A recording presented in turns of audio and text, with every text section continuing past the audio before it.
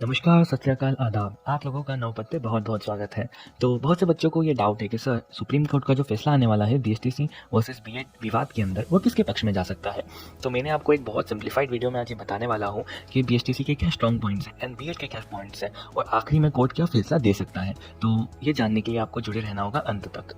जब बात की जाती है बीएसटीसी की, तो बीएसटीसी का सबसे स्ट्रॉन्ग पॉइंट ये है कि राजस्थान हाई कोर्ट ने बीएसटीसी का साथ दिया था और एनसीटी का जो फैसला है उसे रद्द कर दिया था कि वो प्राथमिक शिक्षा शालाओं में पढ़ा सकता है।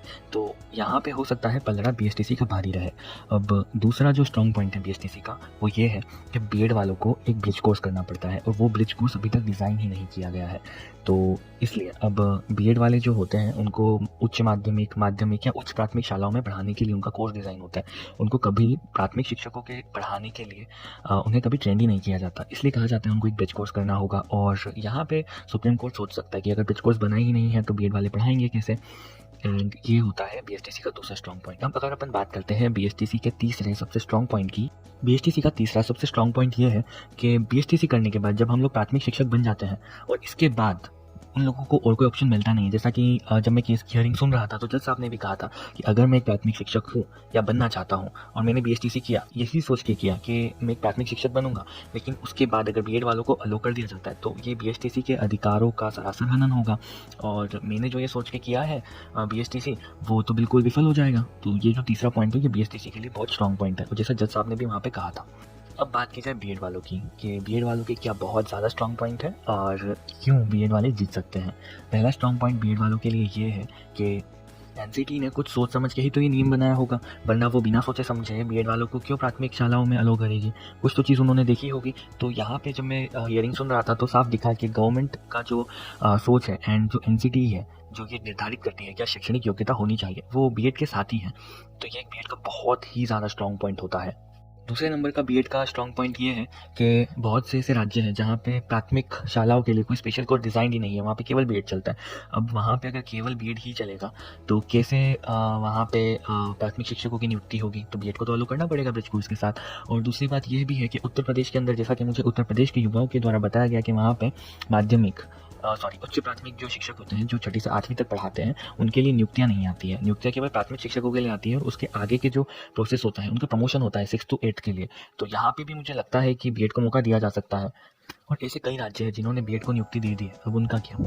और वो लोग भी तो पढ़ा ही रहे हैं और सरकार ने भी देखा होगा शिक्षा का स्तर, प्राथमिक शिक्षा का स्तर गिरा नहीं है और ब्रिज कोर्स तो बनेगा देखो। और ये भी एक बहुत ज़्यादा स्ट्रॉन्ग पॉइंट है कि अब जिन लोगों को ले लिया गया उनका क्या। अब उनको अगर ले लिया गया है और अब दूसरे बीएड वालों को नहीं लिया जाता है तो ये तो इक्वलिटी कहाँ रही, मुझे बताओ। आप एक जगह बीएड को ले लिए हो और उसी जगह अब नया नियम आता है बीएड बाहर है, लेकिन अब बीएड करने वाले लोग तो पढ़ा रहे होंगे, उनके तो हटा नहीं सकते और नए बीएड वालों को आप लोगे नहीं।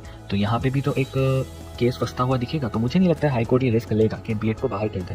तो हाँ, ये भी एक बहुत ज़्यादा स्ट्रॉन्ग पॉइंट बीएड के पक्ष में आता है। ये कुछ बिंदु लिए थे मैंने जिससे हम थोड़ा सोच सकें कि क्यों बीएसटीसी जीत सकती है, क्यों बीएड जीत सकती है। अब मैं आपको केवल मेरा ओपिनियन बता रहा हूँ कि क्या हो सकता है, फैसला क्या आ सकता है। तो इसके कुछ चांसेस है। पहला तो ये चांस है कि या तो कोर्ट सरकार को, राज्य सरकार को डिसाइड करने दे कि वो बीएड को अलो करेगी या नहीं करेगी।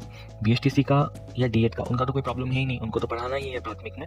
तो यहाँ पे हो सकता है राज्य सरकारों के हाथ में आ जाए कि क्या करना है। बीएड को बाहर करना, मुझे नहीं लगता बीएड कभी बाहर होगा।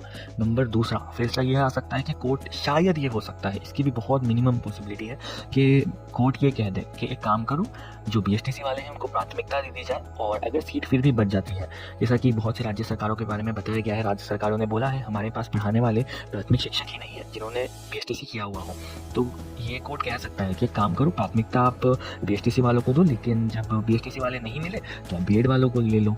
और जो तीसरा फैसला, जो आखिरी पॉसिबिलिटी बनती है, मुझे नहीं लगता ऐसा होगा, लेकिन एक पॉसिबिलिटी ये है कि बीएड बाहर हो जाए, लेकिन मुझे नहीं लगता बीएड बाहर होगा। तो ये था मेरा एनालिसिस कि क्या हो सकता है बीएसटीसी वर्सेस बीएड विवाद में और क्या फैसला आ सकता है और कब फैसला आएगा। तो फैसला बहुत जल्द देखने को मिलेगा आपको, इस हफ्ते या अगले हफ्ते। इससे ज़्यादा मुझे नहीं लगता है कि टाइम लेगा कोर्ट, क्योंकि बहुत से राज्यों में भर्ती अटकी हुई है इसी फैसले की वजह से, जैसे मध्य प्रदेश हो गया, राजस्थान हो गया। तो देखते हैं अब क्या होता है। अगर आपको ये चैनल अच्छा लगा है तो प्लीज़ इस चैनल को सब्सक्राइब कर लीजिएगा ताकि आपको आगे की वीडियो मिल सके। और अगर आपको कोई बात मेरी बुरी लगी हो तो छोटा भाई समझ के माफ़ कर दीजिएगा। मिलते हैं जल्द नेक्स्ट वीडियो में।